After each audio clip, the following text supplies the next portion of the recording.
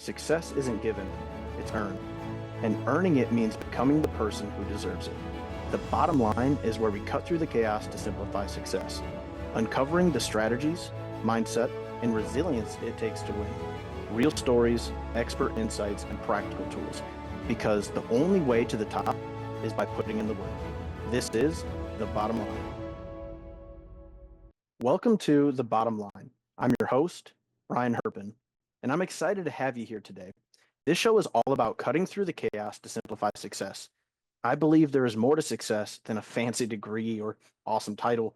I believe that success, in any way you can define it, is only possible by being someone worthy and deserving of it. Because I define success as more than a financial status or exciting accolades, today we're going to talk about resilience, a key factor in becoming successful. At times, it can feel like the world's stacked against us, whether it be as a parent, as a friend, as a business owner. It doesn't really matter where you're at, but it can all pile on, and it can feel like there's no way out. But resilience is what separates those who rise from those who remain stuck. It's not about avoiding failure, but about how we respond when failure hits. Life will knock you down. Business will bring obstacles. People will disappoint you. But success isn't about never failing, it's about always getting back up. Some of the greatest success stories in history come from those who refused to quit when everything was against them. Walt Disney was fired from a newspaper job for lacking creativity before building one of the most successful entertainment enterprises in the world. And J.K. Rowling faced multiple rejections before finally publishing Harry Potter, a series that has inspired millions. Colonel Sanders was rejected over 1,000 times before KFC became a global brand. Each of these individuals faced crushing setbacks, but their determination and resilience led them to unprecedented success. Thomas Edison failed over 1,000 times before inventing the light bulb. Imagine if he would have stopped after failing even 100 times. How many of us give up and quit after facing even a little opposition? Oprah Winfrey is another good example. She was told that she wasn't fit for television. Michael Jordan was cut from his high school basketball team. Every one of them had the choice to give up or push forward. And because they pushed forward, they changed the world. Resilience isn't a skill or attribute reserved for a privileged few. Resilience is a choice that we all have. But let me bring this a little closer to home. How often do we let small setbacks define us? Maybe business deals fell through, a relationship ended, or an opportunity you worked so hard for slipped away.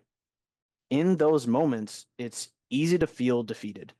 But here's the truth: the ones who keep going, the ones who use failure as fuel, those are the ones who win in the long run. So, how do we build resilience? Grab a pen and paper because I have 3 core principles to do just that. Number 1, reframe the setback. Instead of seeing obstacles as roadblocks, see them as stepping stones. Every challenge is an opportunity to grow. The way we interpret failure directly impacts our ability to move forward.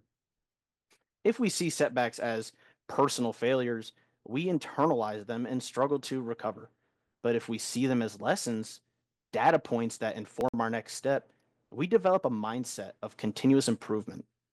Think of every challenge as an opportunity to refine your skills, strengthen your mindset, and gain deeper insights into your goals. 2, control what you can. You can't control everything, but you can control your response, your attitude, and your next move. Think of it as responding instead of reacting.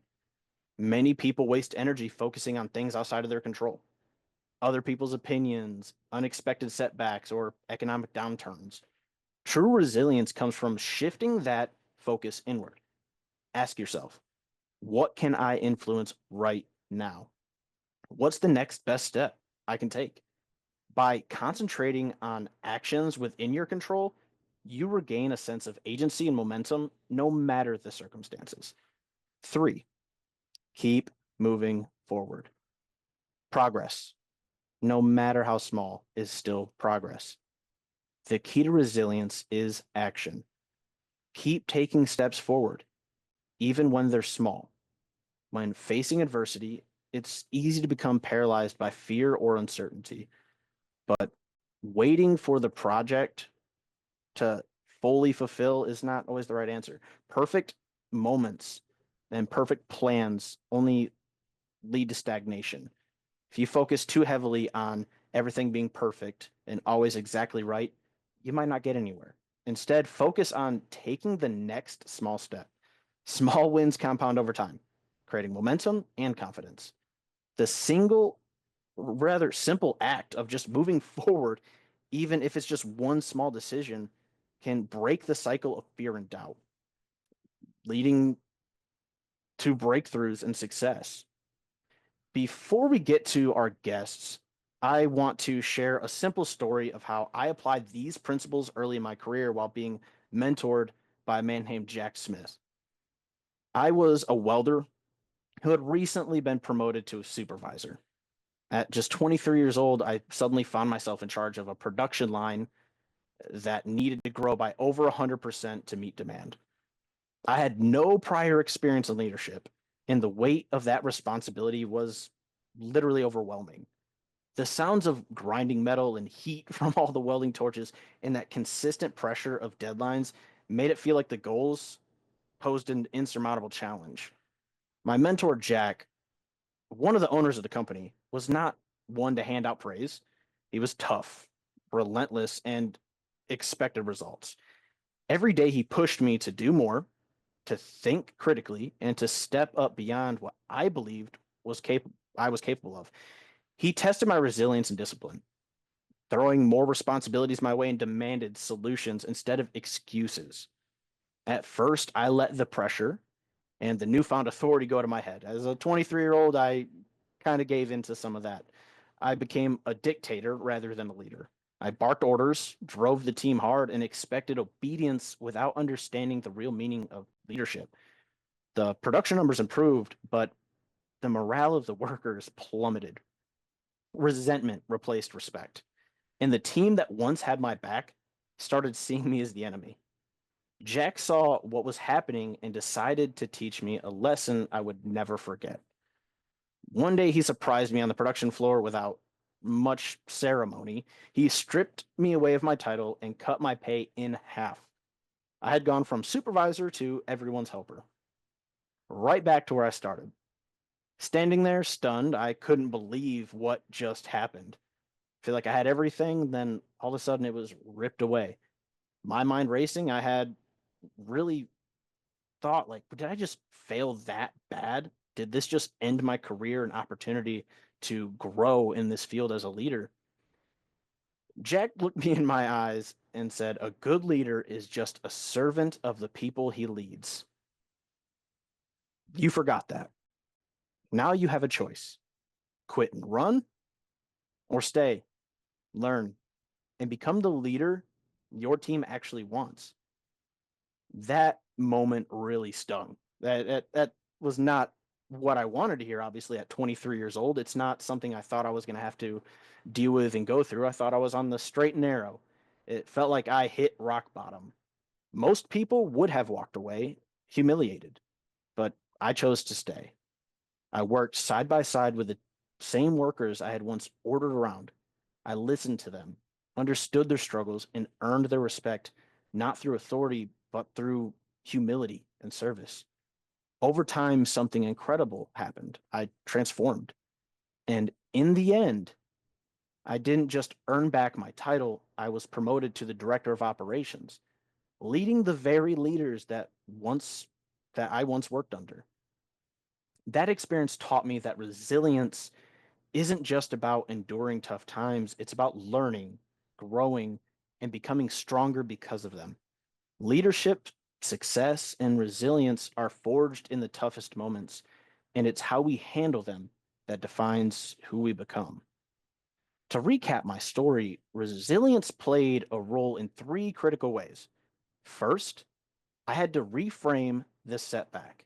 Losing my title and pay wasn't the end, it sucked, but it was an opportunity to learn what true leadership meant. Rather than seeing it as a punishment, I began to see it as an essential lesson in servant leadership. Second, I learned to control what I could. I couldn't change the fact that I had been demoted, but I could control my attitude, my response, and my willingness to continue learning. I chose humility over pride, and instead of resenting and resisting the challenge, I embraced it. Finally, I committed to keep moving forward. Instead of quitting, I kept showing up, proving myself through hard work and persistence. I rebuilt the trust with my team and in time earned my title back, this time as a leader who truly served his people. The experience shaped me into the leader I am today, proving that resilience isn't just about enduring tough times, it's about using them as stepping stones for something greater. Funny enough, I learned a similar lesson from an unexpected place, a restroom of all places, at a friend's house. I saw a sign that read, "Sometimes good things fall apart so better things can fall together." At the time, I rolled my eyes, thinking it was just another cliche. But now, looking back, that sign held more truth than I realized. And when I lost my title and had my pay cut, I felt like my world was falling apart. But if I had given up then, I would have never seen the better opportunities ahead, becoming a leader who truly served his team. Resilience isn't just about enduring the fall, it's about trusting that something better can come together if you stay in the fight. Today, we have an incredible guest joining us to talk about his own journey with resilience. He knows firsthand what it means to face challenges and push through. Let's get ready to welcome our guest. And I'll see you soon on the next segment.